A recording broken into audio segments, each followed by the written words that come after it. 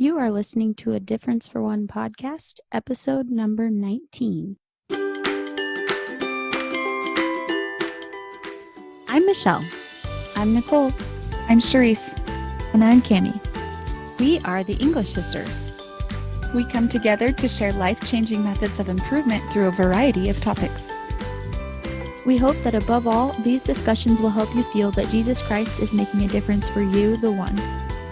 And we also hope that our podcast will inspire you to find simple ways that you can make a difference for one. Hey everyone, welcome back.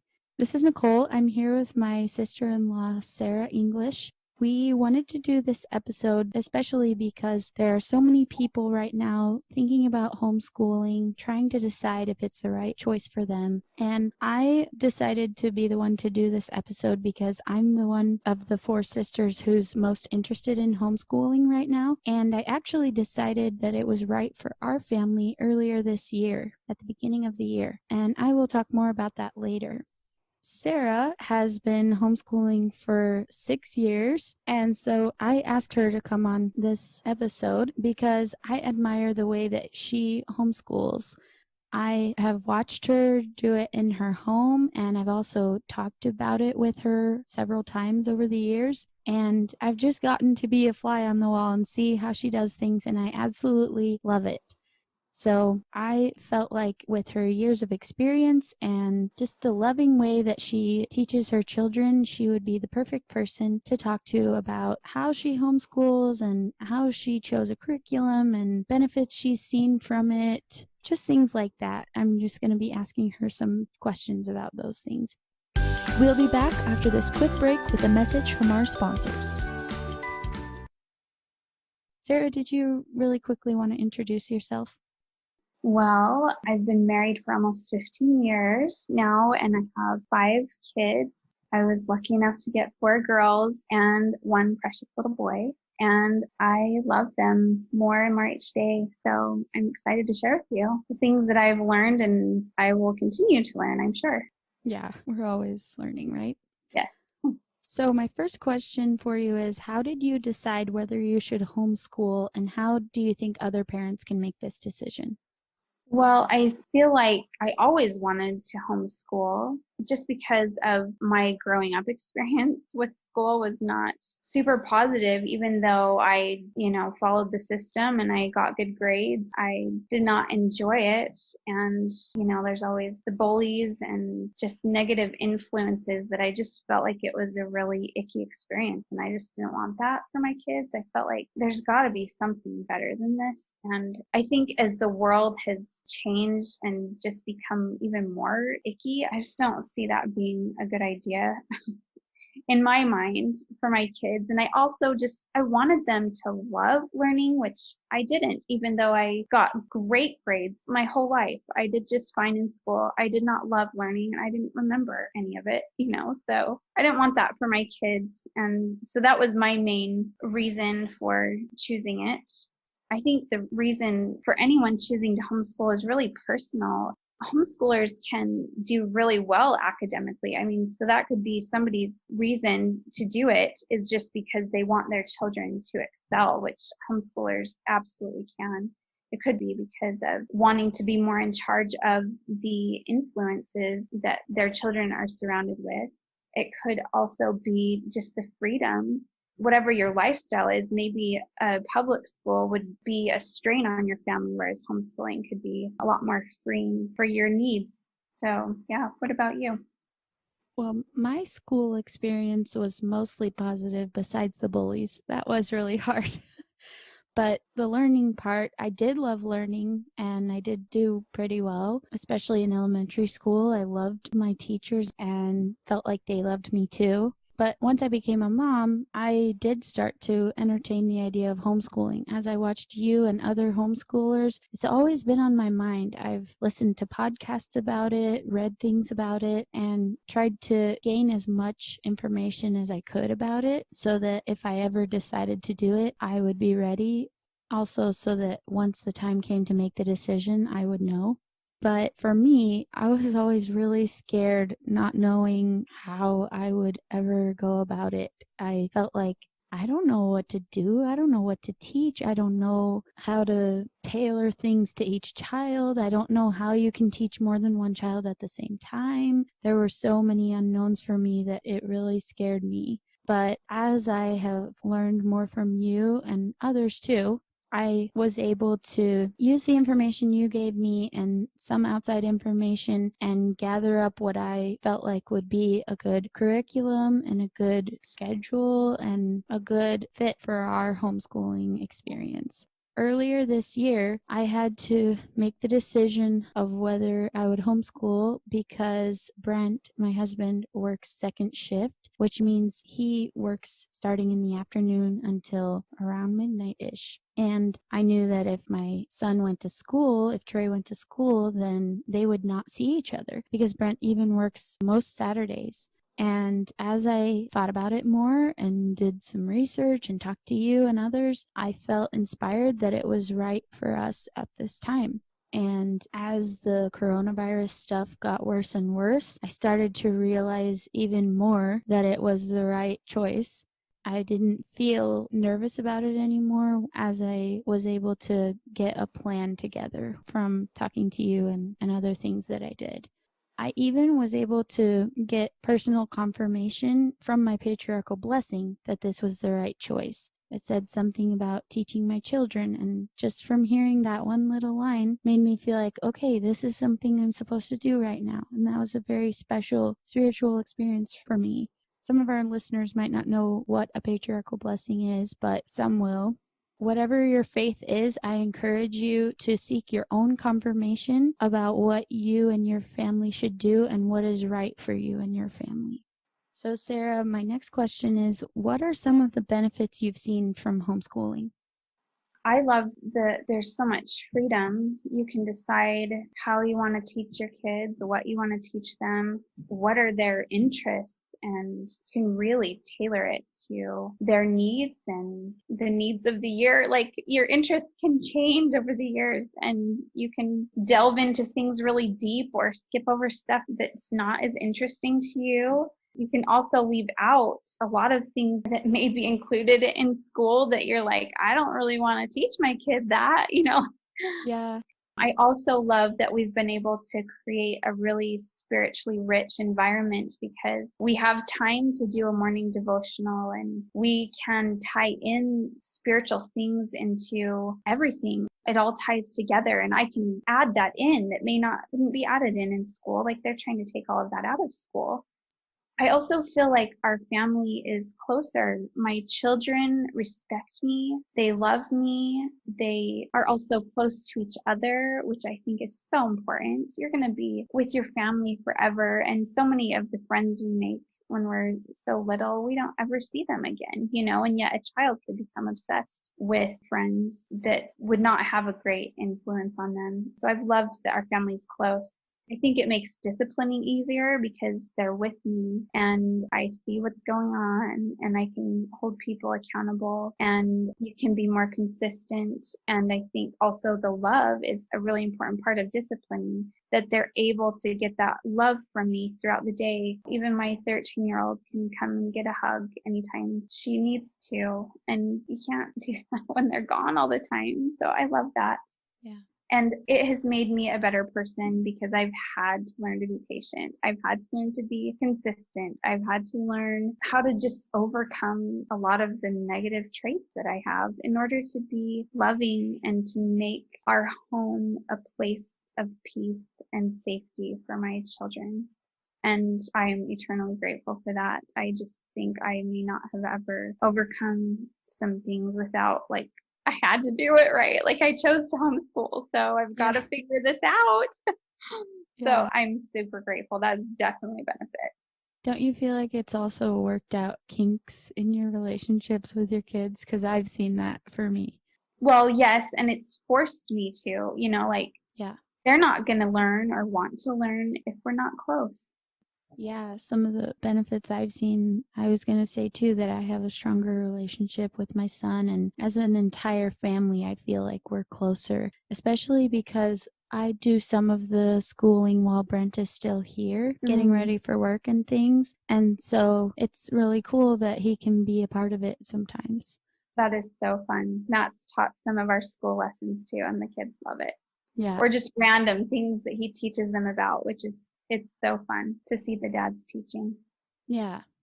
Some other things I've seen is that I'm learning a lot. I'm relearning things that I learned a long time ago that I forgot. Yes, totally. I know. I think I like it more than they do sometimes. Yeah, me too. I'm like, this is cool. Amazing. Yeah. Also, I've gotten better about making my day more structured, and I've been able to see how excited Trey gets about learning.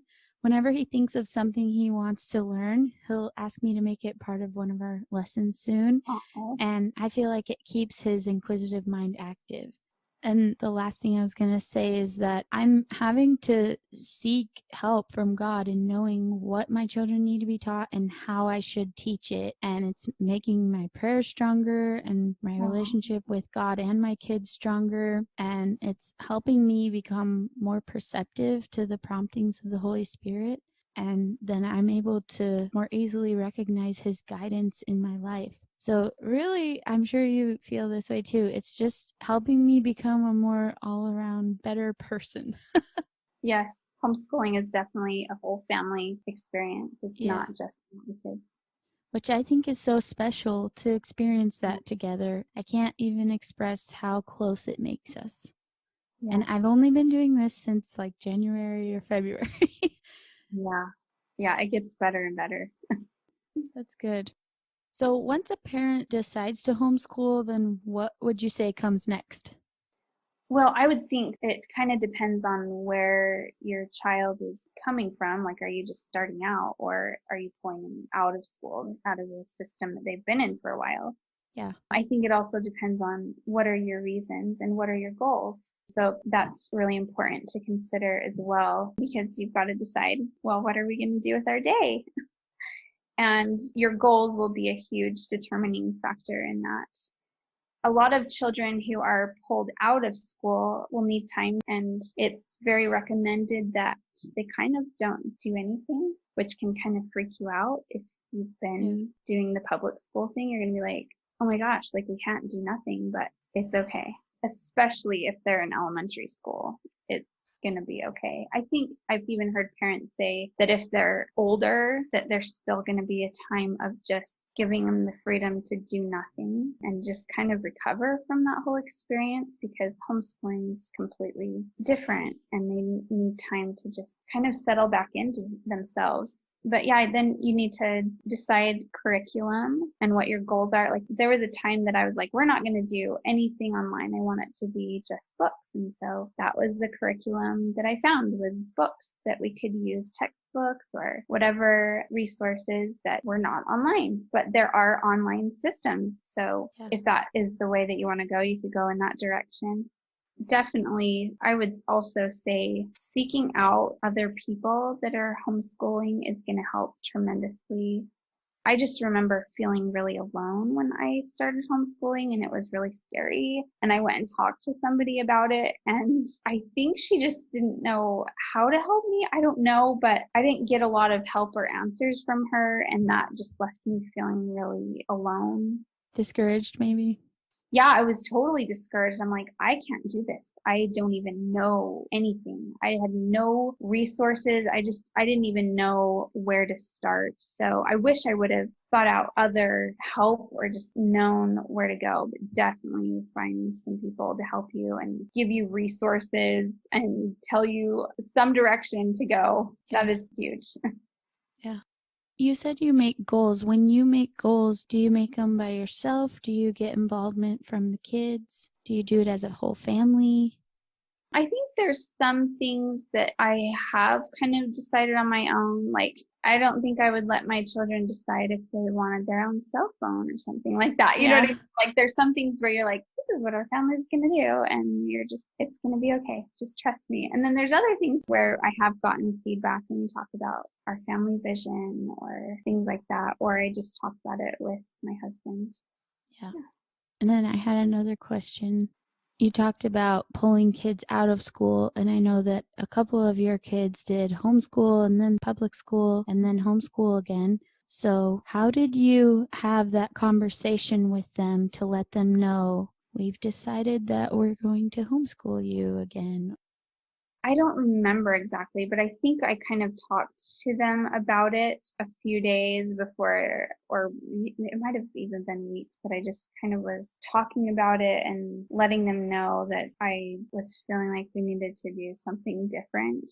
And I don't know, maybe it's my personality, but if I decide something and say, hey, this is what we're going to do, they're pretty good at just trusting me. I don't know if that's weird, but That's good. I mean, it is good, but I'm like, maybe I don't know. So yeah, I let them know, like, this is what we're going to do. It will be great. I feel like this is really important. I always let them know how I feel about it spiritually, and that I'm not just trying to, take over their lives, but let them know that I feel like Heavenly Father really wants me to do this. And I think that helps them to know that I've thought it through and that I have a confirmation that it's a good decision. Yeah. Yeah, it wasn't all roses or anything. They were sad about maybe leaving friends, but I think they were somewhat relieved too, actually. So Really? it was good. Yeah. That's good. What programs or curriculums do you use, and how can parents sift through the plethora of possibilities that are out there? What I have used changes depending on what funds I have available or what I feel like my children are needing. I'm not a huge fan of easy peasy all-in-one homeschool website, but when we haven't had funding, it was something for my kids that I could still have something, and it was free. And so I've been grateful for that, even though it's maybe not the best curriculum out there. It was still a way for me to meet their educational needs on a basic level. I love The Good and the Beautiful. We've used their language arts program, and it's so good. All good and beautiful things in it. Yeah. So, Is that yeah. free? You just buy the books You or borrow can them? get the PDF for free for like elementary school ages, I believe. Or if you want to buy the book, you can buy the book and all It's of a the textbook? materials.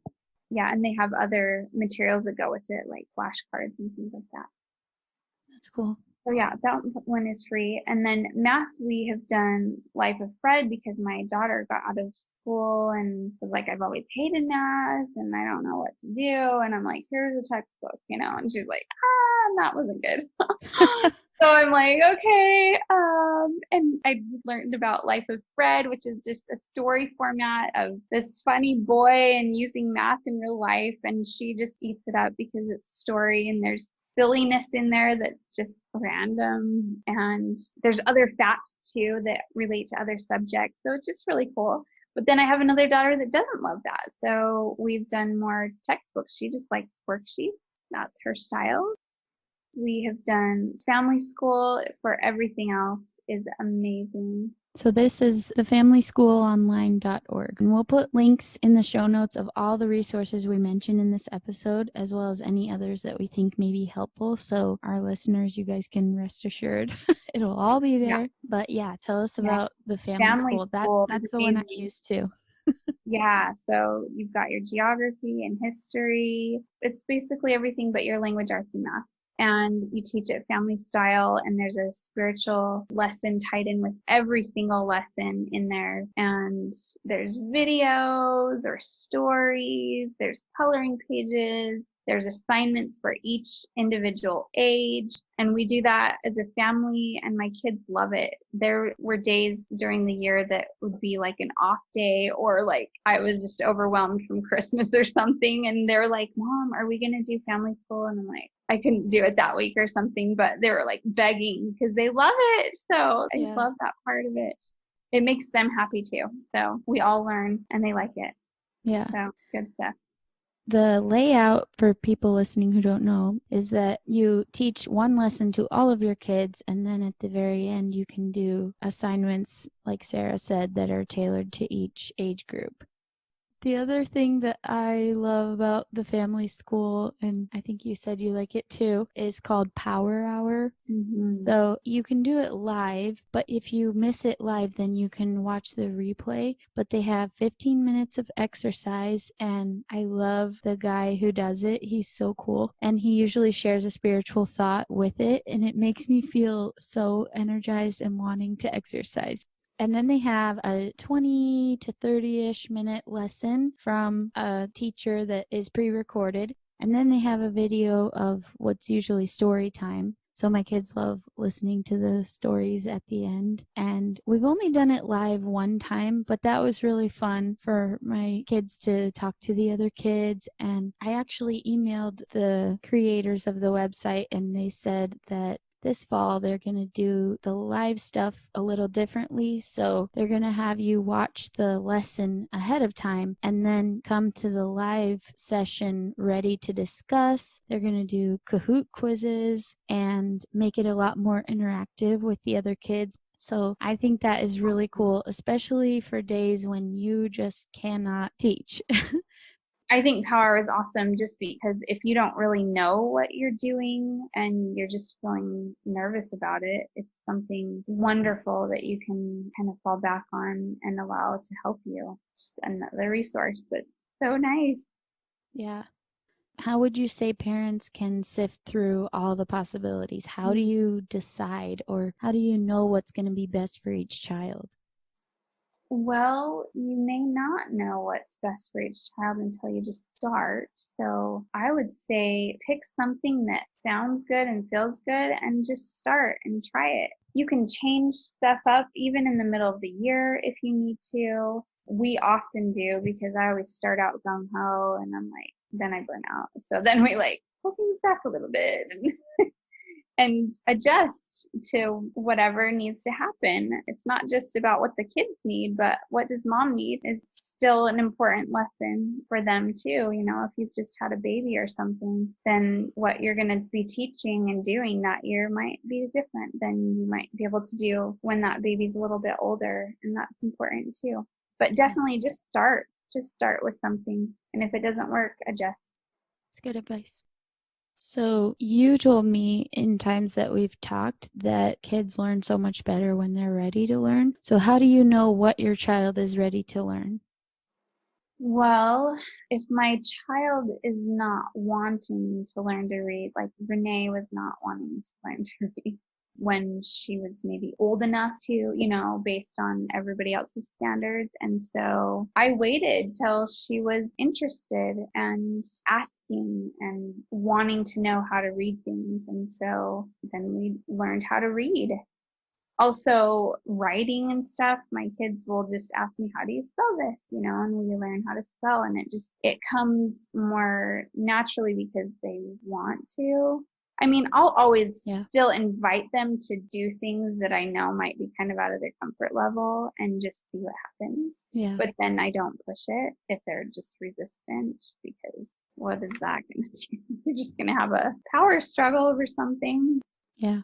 Yeah, I think kids need a reason to want to learn. So finding out what they love and finding books that are about things they're interested in can encourage them to want to develop in those skills. I don't know if I know how to know when a child is ready to learn things. You just try and see how they respond. We try and see. I don't know. We learn things through games. Like kids are learning even when we don't realize. So I don't really stress about, are they learning this or are they not? I mean, we've seen some gaps like where Lily hasn't been able to spell very well. So I'm like, maybe we should put a little more attention there. You know what I mean? Like, you just see things that you're like, I don't know that they understand what's going on right there. Then you go, okay, let's give some attention there. And it's amazing how they can catch on so quickly. And it's not like it takes hours and hours of teaching something to figure it out. Do you have any tools or ways to assess how much they're absorbing? I'm not so worried about if they're absorbing all the details. That's just not my goal. I know some parents may be more concerned with how their children are progressing, and maybe they're really an academic family. That would be a great path for their child. In those cases, there are tests that you can find for testing the levels of your kids. I don't know where to find them, but I know they're out there. And if you look, you can find them so that you can figure out how your child is progressing. I may do that with Diana before high school to just see where we're at and where we maybe need to focus. But honestly, before that, I'm letting my children just learn, as every day we're doing learning, and I just want them to enjoy it and love it and seek things out on their own that they love. And that's my goal so far, but I haven't reached the high school age, so that might be a little bit different. Yeah. How did you determine what your routine should be? And do you feel like that took a lot of trial and error too? I've always been kind of a routine sort of person, so it wasn't super hard. The way I always start when I'm trying to make out a schedule is kind of like, what do we already sort of do every day? And that's what my schedule is based on. Like, what day do I wash this laundry on? And when do we normally do breakfast? You kind of follow a routine anyways. Maybe I'm weird, but maybe other people don't do that. I don't know. But I base my schedule on what we're kind of already doing naturally, and then see where we can fit things in, and then tweak it from there. Like once I've tried running my schedule for a week or two, then I kind of have an idea of like, okay, this is working and this part is totally a disaster, Yeah. and be prepared for homeschooling to be a disaster, because it just might be. And it's okay, because you're just figuring it out, and that's fine. Your schedule really needs to be what works for you. Like you're saying, your husband, his work schedule is at a time that's not necessarily normal, like a regular work schedule. So Yeah. you can work with that. That's what's so awesome, right? It's also not going to be like, okay, we've had breakfast and now we're going to sit and do school all day. You will fry your brain. You can't do that. Do you So mean take breaks between things or what? yeah, or I mean, like you don't need to spend a ton of time on every subject. So determining how much time you want them to be spending on certain subjects, and it's going to be a lot less the younger they are. Right. And I mean, you can look that up online and read other people's opinions and base it off of what your goals are as well. The younger they are, the more play they need too. So they don't need a ton of structure, and the chores that you do are going to be a lot of excellent training as much as all of the learning is. So Yeah. chores are definitely important. And even just including your kids in the cooking and caring for the baby or whatever you do in normal life, going to the store. I don't know. I guess people aren't always taking their kids to the store with COVID anymore, but if you do, then you let them smell the cilantro and you ask them if they can find something orange. You know what I mean? Like there's just, learning is everywhere. And if you can make your whole life about living, then it's super fun. How do you keep your children from having too much screen time while learning at home? Yeah, I'm definitely not a fan of screens. I don't think they're very good for our kids at all. So it's pretty much no screen time during the week. I mean, I guess I just decided on rules basically so that we have some guidelines. My kids don't do computer games, or I don't know. We don't really do stuff online because I'm kind of against it.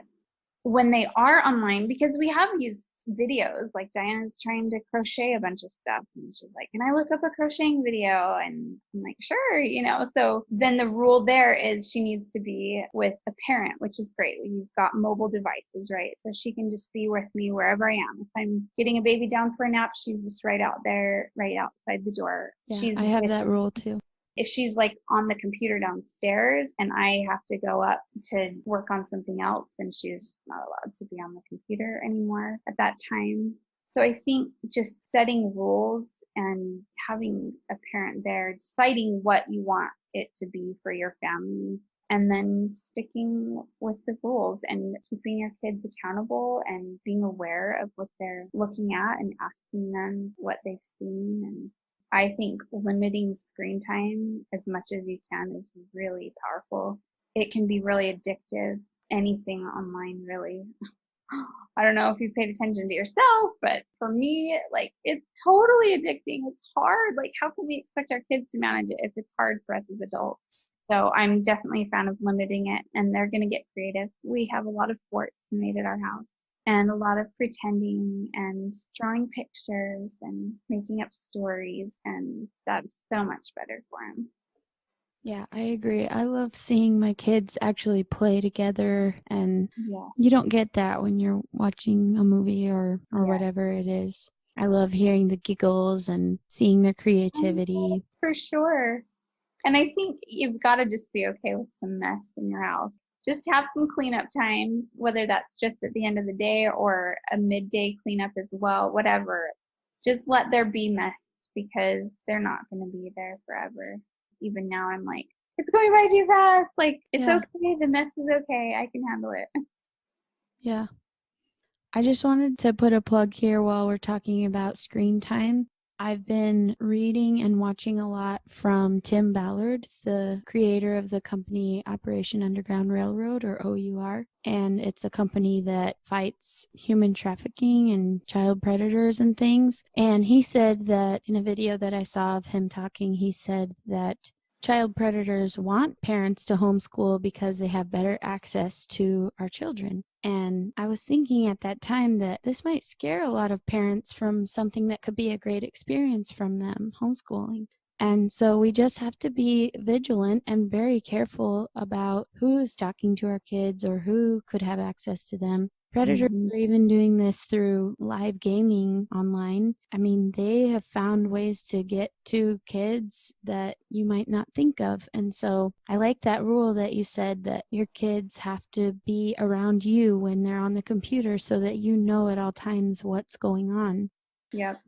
One thing also that I recently discovered is something called a GAB phone, GABB phone. And it's a cell phone and it's a smartphone, but it only has 12 apps on it. None of them are social media, and they're like call, text, contacts, calculator, calendar, things like that. Just the very most basic apps. And it helps train your child how to use a phone and how to not stay on it all the time, and you still have access to them if they decide to go somewhere. I think this would especially be helpful, at least for me, when my kids start driving and I want to be able to get a hold of them, but I don't want them to be on social media all the time. So that's also something to look into that we'll put the link to in our show notes. Yeah. And also Nicolene Peck, who teaches teaching self-government. She has some excellent videos on YouTube, and one specifically about how to decide when your child can have a phone. It's very helpful. I think I would definitely agree with her that if you're going to do like the Gab phone, like it's a family phone, it's not necessarily theirs. You give it to them when they go out so that they have something, but it's not necessarily their device. It's just the family mobile phone. Yeah. Or like for all the kids, they all Right. share one or something. Yep. I do know some parents, though, want to teach their kids while they're at their home how to use the phone the right way. And so I can see, I probably won't do that, but I can see the value in it as well. And so I think that if you do want to try to teach your kids how to use their phone as a tool to do things that might be necessary, like, for example, use it as a calendar to keep track of things that you have going on, or use the alarm clock on it, or things like that, without letting your phone control you and taking over your life and being everything to you. So I can see the value in that as well. Yeah, And she I talks think about that. that's cool. So I think that if you did want to do that, just my own personal opinion, I think a Gab phone would be a good step to take to let your kids start learning that. So, Sarah, what would you say parents can do right now during a pandemic to make sure kids still get interaction with others? Well, I think you can look for groups that are maybe meeting over Zoom. We had a youth group that was having activities with other youth over Zoom and asking that a parent be present so that their kids could still socialize, especially when things were really strict. I think that would be an excellent way. My kids have done a lot of FaceTiming with grandparents and cousins. They've done house party a little bit just to have some interaction with other people. But I think socializing even within your home is still valuable. And I don't think our kids need as much social interaction as the world tells us that they do, and that it's okay to socialize just as a family too. We don't need to feel like we're seriously depriving them. I mean, it's only been within the last couple hundred years that things have drastically shifted from what they were when families would just work together most of the day on their farm or whatever, so our kids will be okay to be at home and socialize with us. Yeah. What would you say to parents who are looking homeschool in the face all of a sudden and they're feeling especially inadequate?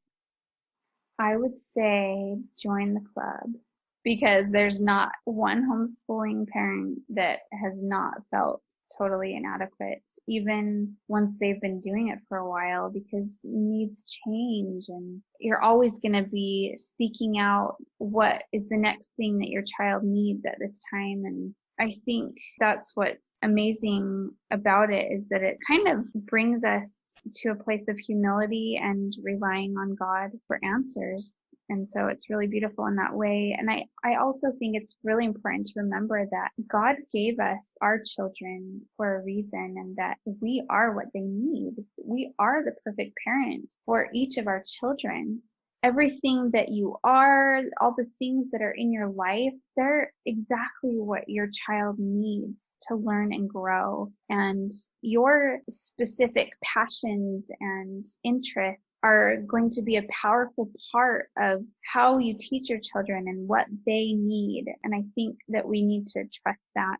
And I think as you grow and develop yourself, it's very inspiring to your children. So I think if you feel inadequate, it's perfect, because it's the time to grow and a time to become what you hope your children will become, and they will follow, because that brings happiness to grow and develop yourself. And when your children see you happy, they want to emulate that. They want what you have, and they will follow in your footsteps. Yeah, especially if you have a good relationship with each other. I really like that.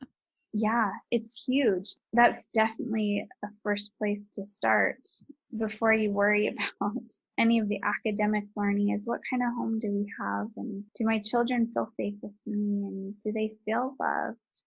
There was a time when I felt like I was just pushing the curriculum, like it's time to do this. And it was just really hard. And I just decided to back off. And instead of doing anything specifically academic, I would spend one-on-one time with them playing a game. It had to be some kind of learning game, like Scrabble or something with numbers, right? Like something that would kind of still have an educational benefit to it. And then they got to choose from those games, and we would spend time one-on-one just playing games to just help them feel connected with me. And that was a great time. And that was our curriculum. Like that's what we did for school for a time.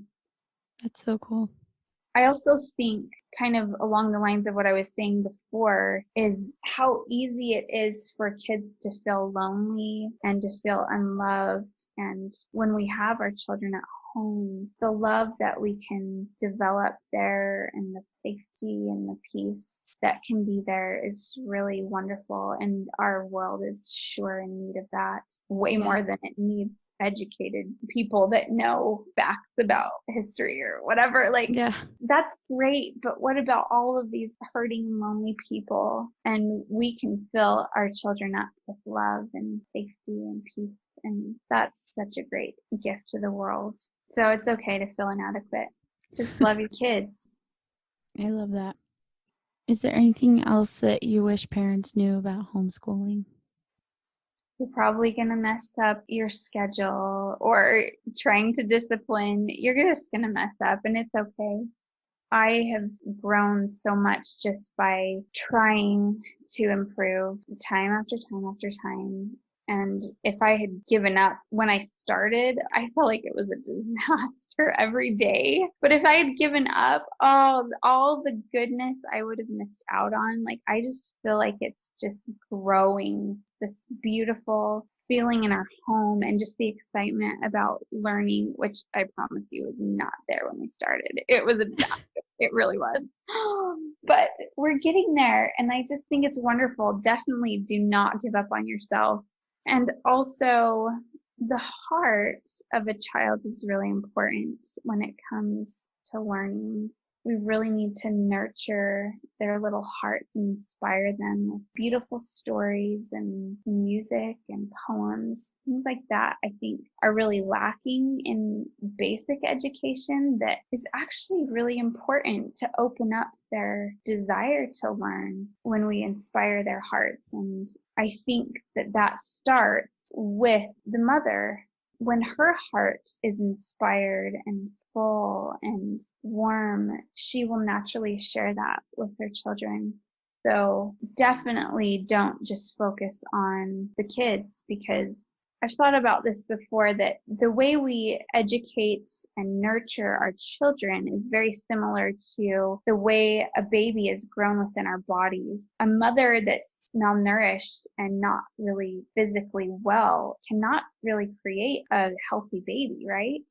Yeah. Well, if you yourself aren't excited about learning or inspired or passionate about anything, you can't really expect your kids to be that way. They don't have that example. Like, you are the one that inspires that in them. So really, the mother's heart being nurtured is a critical part of homeschooling if we want to homeschool them well and have it be a good experience for everybody.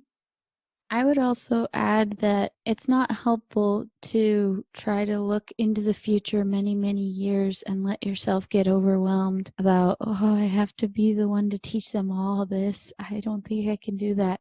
Anytime I do that, I just get way too overwhelmed and scared. And we don't do well when we come from a place of fear. I do a lot better when I take it one day at a time. What do I want to teach him today, or what does he want to learn about today? And step by step, you're going to build something beautiful that is a desire to learn, an ability to learn even after your children leave your home. And really, as long as you do those two things, they're going to be in great shape.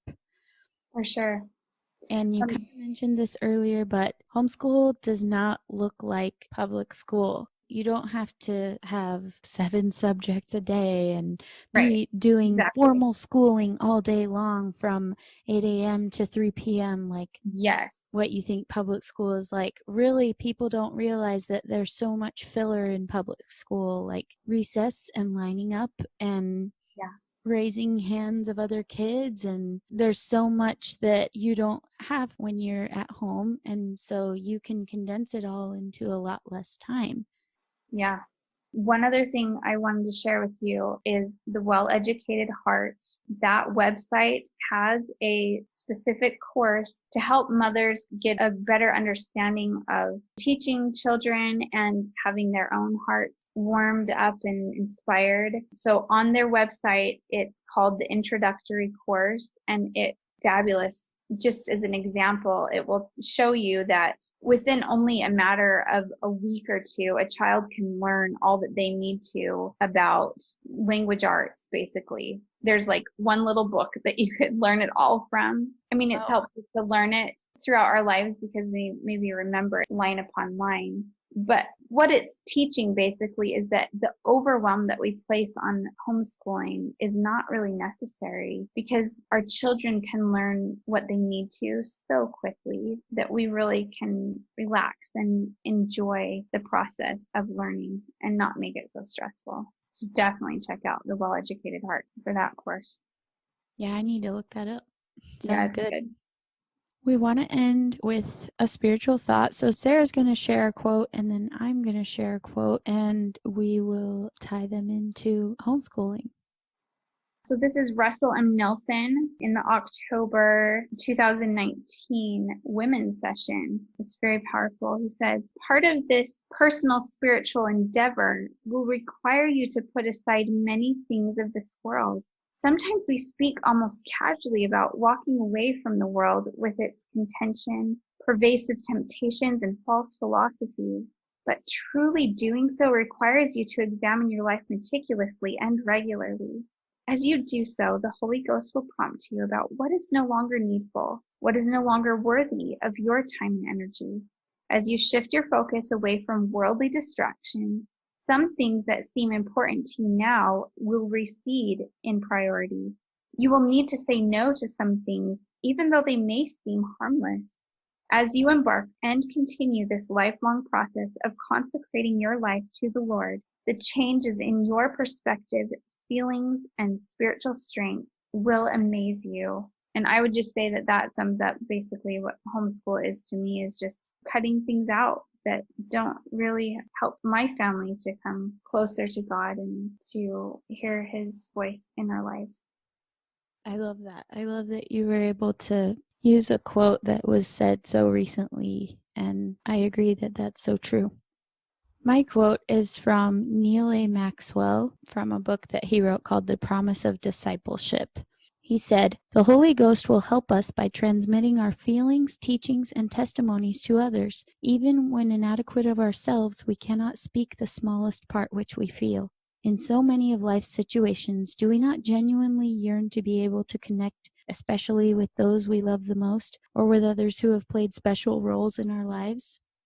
I love this quote because this is how I feel oftentimes. I worry that I won't be able to clearly express how I feel or what I think or what I know about certain subjects or topics. But I take comfort in knowing that the Holy Spirit is here in my home and that He is really the real teacher. The scriptures say that the Holy Ghost will teach us truth and tell us all things that we should do and help us know what we should say. And so that comforts me knowing that I'm not doing this alone.